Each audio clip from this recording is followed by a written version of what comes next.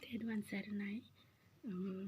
අදත් මම ධර්ම කරුණක් ලබා දෙන්න හිතුවා. මට හැමදාම මම හිතන මට යම් දෙයක් වටහා ගන්න පුළුවන් වෙන ධර්ම කරුණක් මම බෙදා ගන්නවා.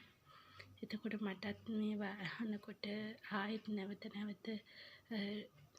ස්මරණය කරනකොට මටත් අවබෝධයක් තව එනවා. ඒ නිසා ඇත්තටම දැන් අපි පටිච්ච සමුප්පාද න්‍යායේ අවිද්‍යාව නිසා තමයි මේ සංස්කාර හටගන්නේ. අපි හිතමු සිතුවිලි කියලා. එතකොට ඒ නිසා විඥානය හටගන්නවා. මේ ඔක්කොම හේතුවෙන් තමයි ඔය භවය හටගන්නේ. මොකද අපි තණ්හා උපාදානය කරගත්තෙන් පස්සේ මේ ක්‍රියාවලිය සිද්ධ වෙලා භවය හටගත්තාම උපත සිද්ධ වෙනවා. ඊට පස්සේ තමයි අපිට මේ දුක්ඛ දෝමනස්යන්ට ගොදුරු වෙන්න සිද්ධ වෙන්නේ. එතකොට දැන් මේ භවය කියන්නේ මේ ඊළඟ එකේම හිතන්න එපා. මේ දැන් මම මේ මොහොතේ මගේ භවය සකස් කරගෙන තියෙන්නේ. මේ මොහොතේ මම මේ කතා කරන්නේ මේ චිත්ත පරම්පරාවල් මේ භවයක හදිසි මේ මොහොතේ මම නැති වුණොත් මේ අනුව තමයි මගේ ඉන්න ඒ ස්ටේටස් එකට කනෙක් වෙන්න වෙන්නේ. එතකොට මේ දැන් තමයි අපි ඒකට දර ඉන්ධන ඒ ඔක්කොම අමුද්‍රව්‍ය දාන්නේ ඵලය. එතකොට ඒ ස්ටේටස් එක ඒ ෆ්‍රීකවන්සි එක අනුව යනවා. එතකොට මොනවාද මේ දර ඉන්ධන? මේ මගේ සිතුවිලි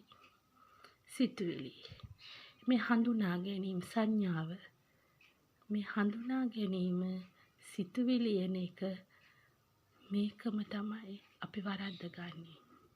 මේ හඳුනා ගැනීම සිතුවිලි අපි එකතු කරගත්තොත්, ඒ වගේම උපාදානය කරගත්තොත් අපිට අනිවාර්යෙන්ම වෙනස් කරන්න බෑ. විඥානීය භවය හැදෙනවාමයි.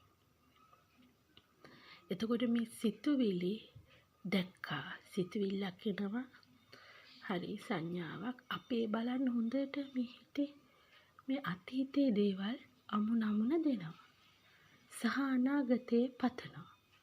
මේ දෙක අතර නේද අපි ඉන්නේ වැඩිපුරම. දැන් භාවනා කරන්න ගියාම හරි දැන් හරි මම මේ මොහොතේ ඉන්නවා සිහියෙන් කියලා හිතුවාම ඔන්න ඉන්නවා. එනකොටම බලන්නකෝ එන්නේ අතීතයේ දෙයක් නැත්නම් අනාගතේ මොකක් හරි මේ විඥානයේ මායාවේ පටලෝ දෙනවා.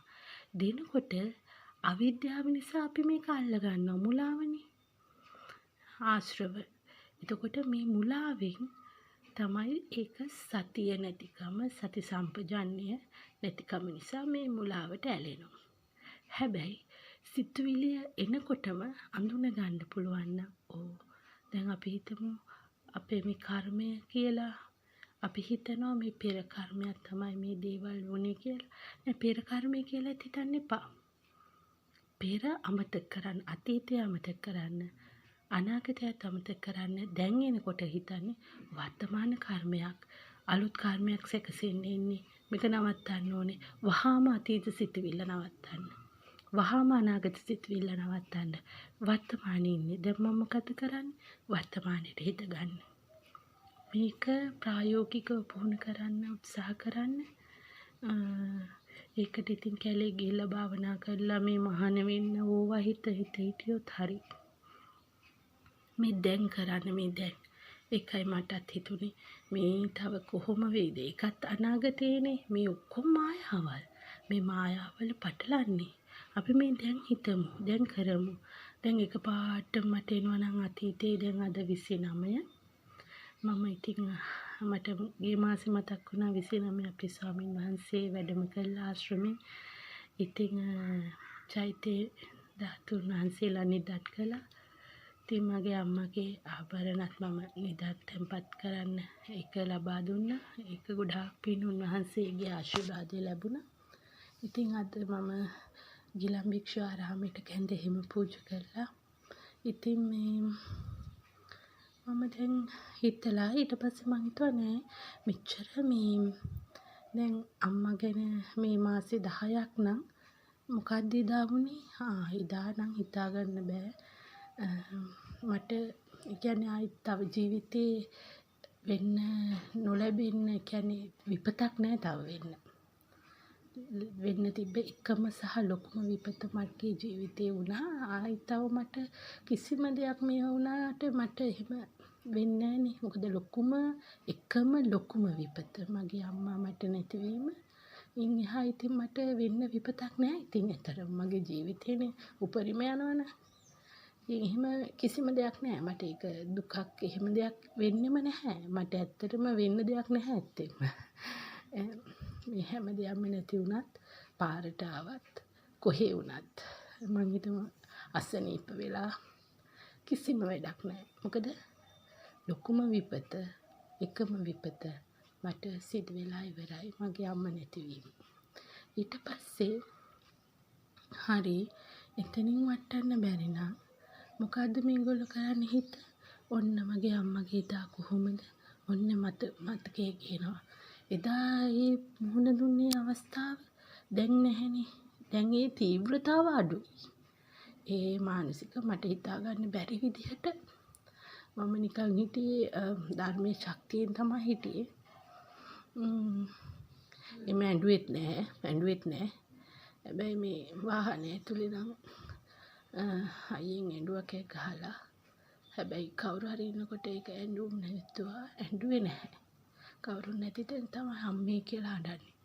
ඉතින් එදා ඒ දවස් ටික කෑවෙත් නෑ, වතුර පුදක්වත් නෑ. දවස් 7ක් ළඟයි.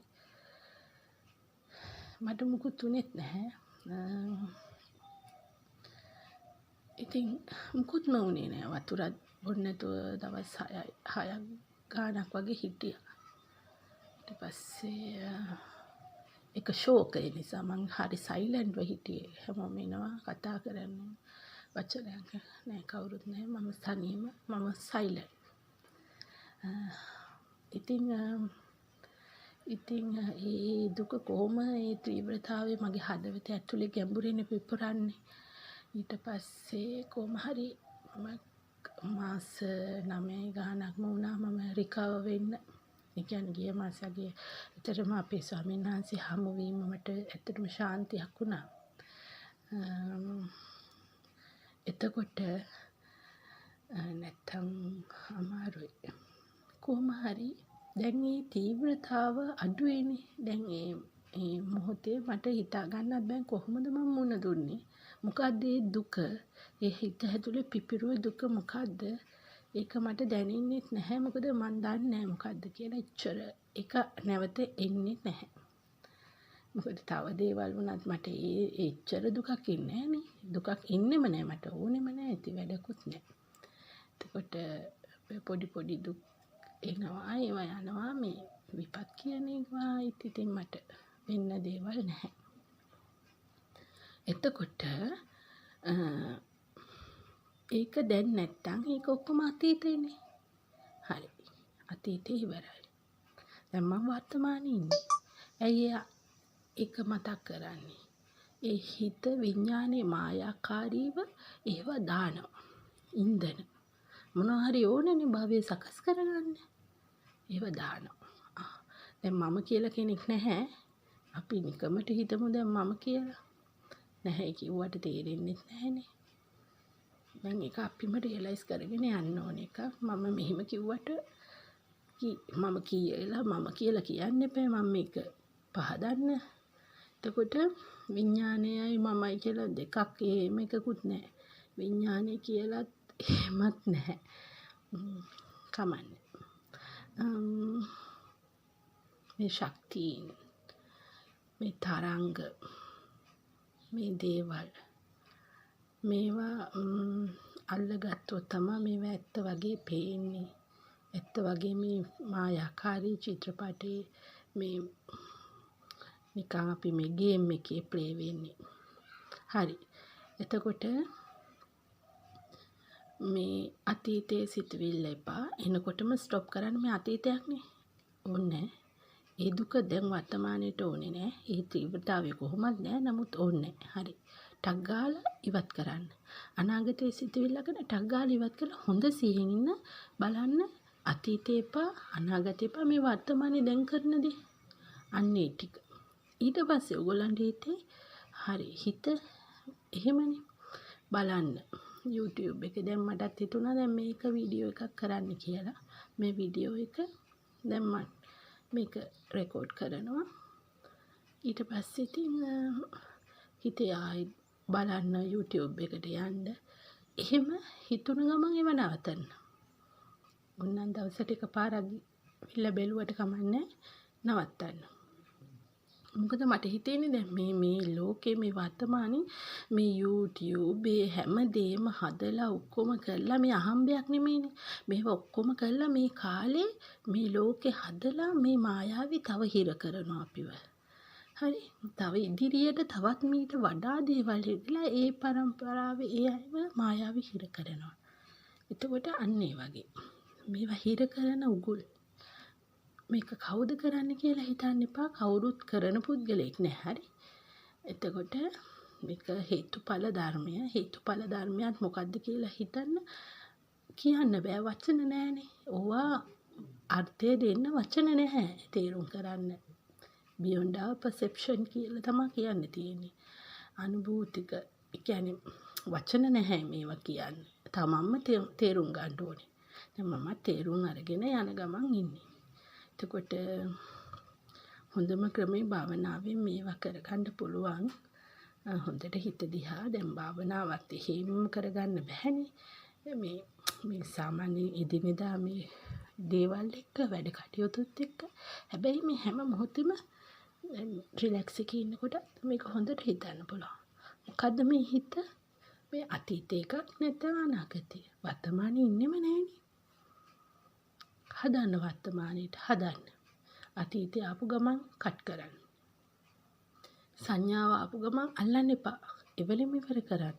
අනේ දුකක් දැන් උදාහරණයක් මගේ අම්මා ගැන එවලෙම තව හිතනවා අයියෝ අර භවයේ මොකද දන්නේ අම්මා දැන් කොහොම දැන් එපා. අතාරින්නේ කොහොමද? මම අතාරින්නේ. අර භාග්‍යවතුන් වහන්සේ මුළු ඔක්කොම තමන්ගේ පුත්‍රයා සියල්ලම අතහැරියේ ඒ හැමෝටම විමුක්තිය පිණිස. මම දුකින් ඈතර වෙලා අනිත් අයවත් දුකින් ඈතර කරනවා කියලා. ඉතින් මට මේ දැන් හිතුණ ඇත්තෙම මුළු භාග්‍යවතුන් වහන්සේගේ ඒ පෙළපතම විනාශ කළානේ කුසල රජතුමාගේ පුත්‍රයා. එතකොට ඇත්තටම භාග්‍යවතුන් වහන්සේ දුකින් ඈතර වෙලා ඒ හැමෝම ඒ තමන්ගේ මවත් ඈතර කළා පුතා බීරින්ද නේද ගිහි කල එතකොට පියා නෑදෑයෝ ගොඩක් අය දුකින් ඈතර වුණානේ. හැබැයි එහෙම වුණේ නැත්තම් ඔක්කොම මරණයනේ. අවාසනාවන්ත ලෙස එහෙනම් ආයි සත්සරීනේ නේද? ඉතින් ඇත්තටම ඒ නිසා අර මේ ඛේද වාචක වුණා කොහොමද ඒව හිතන්න එපා. ඔයිට වඩා දේවල් වෙනවනේ මේ සසර. ඒ නිසා අද අපි දුකින් මිදලා මම හිතන්නේ මම දැන් දුකින් මිදලා ඊට පස්සේ බලනවා අනිත් අයව දුකින් මුදවන්න කියලා. තව මේ ඒ නිසා අතීතේ දුක් වෙන්න බෑ. අනාගතේ හිතන්න බෑ. වර්තමානයේ හිත යොමු කරන.